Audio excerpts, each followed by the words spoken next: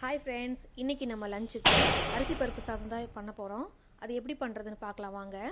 அடுப்பு பற்ற வச்சுக்கோங்க. ஒரு கடாய் வச்சுக்கிட்டு அதில் தேங்காய் எண்ணெய் எடுத்துக்கோங்க. எண்ணெய் காஞ்ச உடனே கடுகு உளுந்து பருப்பு போட்டுக்கோங்க. அது பொரிஞ்ச உடனேயும் பச்சை மிளகாய் சேர்த்துக்கோங்க. கூடவே ஒரு கைப்பிடி பூண்டு சேர்த்துக்கோங்க. பூண்டு எவ்வளோ சேர்த்துறீங்களோ அவ்வளோ சாதம் டேஸ்ட்டாக இருக்கும். இதை பொன்னிறமாக வரைக்கும் நல்லா வதக்கிக்கோங்க.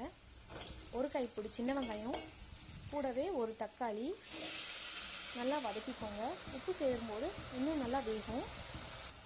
ஒரு ஸ்பூன் சாம்பார் தூள், ஒரு ஸ்பூன் மிளகாய் தூள், பட்டை சோம்பு சீரகத்தை நான் அரைச்சி போட்டிருக்கேன். இதை நல்லா வதக்கிக்கோங்க. மஞ்சத்தூள் ஆட் பண்ணிக்கோங்க. ஏற்கனவே நான் அரிசியை வச்சுருக்கேன். 1 டம்ளர் அரிசி, 1 டம்ளர் பருப்பு போட்டிருக்கேன்.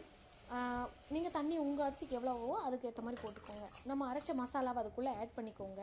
உப்பு செக் பண்ணி பாருங்கள். பத்தலைன்னா உப்பு நீங்கள் ஆட் பண்ணிக்கோங்க. ஓகே, லிட் க்ளோஸ் பண்ணிவிட்டு ஒரு 3 விசில்ஸ் விட்டுருங்க. அப்புறம் ஓப்பன் பண்ணி பாருங்கள். செம்மையாக வந்திருக்கும் சாப்பாடு. நீங்கள் சாப்பிட்டு பார்த்துட்டு எப்படி இருக்குன்னு கமெண்ட்டில் சொல்லுங்கள். கூடவே ஊறுகாய் வச்சு சாப்பிட்டு பாருங்கள். இன்னும் சாப்பாடு சூப்பராக இருக்கும்.